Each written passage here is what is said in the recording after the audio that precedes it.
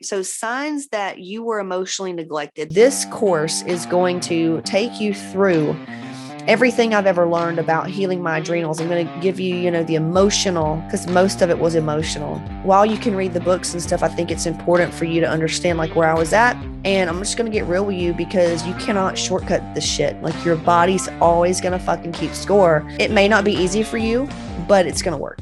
Okay, it's going to work. So let's get into it. Sometimes we will feel sadness, emptiness, depression, if you've ever had depression in your life. And I know that when I was in severe adrenal fatigue, I had many, many moments of like depression. It's where you just don't really feel like doing what you want to do, or feeling just really down and out about not looking the certain way or having the business or whatever it is, counter dependence. I see this a lot. This was me totally. It's where you're so independent that you don't want to depend on anybody else. You'll do it your damn self. You don't need a man. You don't need a woman. You're good. Like you're very independent. Unrealistic self-appraisal. I didn't really know what that meant, but it means that it's really hard to identify your talents, like what you're good at.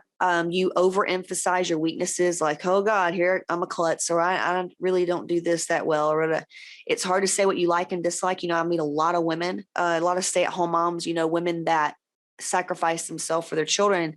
You ask them like, well, what do you want to do? Like, what do you like to do? And they don't know. They can't tell you. They've lived so long for everybody else and their kids. And early on, they lived for their parents. So they went from living for their parents to living for their kids. They don't know how to live for themselves. So yeah, you're not really sure even what you're interested in. You give up too quickly when things get challenging. A lot of women, they'll just by like logging in or something may trigger them. They may feel really stupid. They'll be like, this just isn't for me.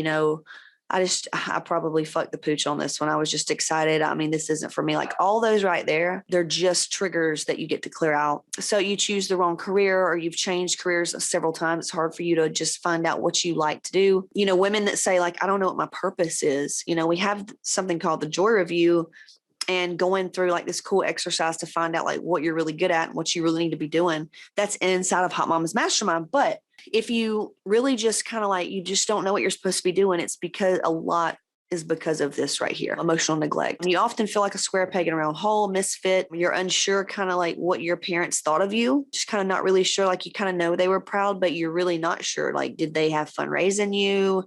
Were you a pain in the ass? Like you just kind of don't know.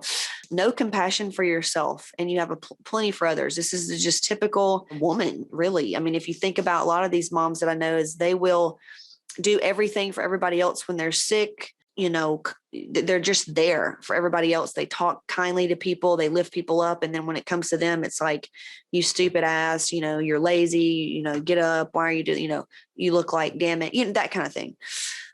Guilt and shame, just hello. I mean, if you've got body weight issues, if you have food issues, and there's shame around putting yourself out there, dressed in a certain way, looking a certain way, going to the gym, like guilt and shame, pretty much being a woman, you have been emotionally neglected, especially guilt around not doing the work. Like I talked about this, like as you go through levels of success with your body and business and money, you'll realize that, wow, I don't have to do that, but you feel guilty. Like I should be doing more cardio or I should be doing more work. You know what I mean?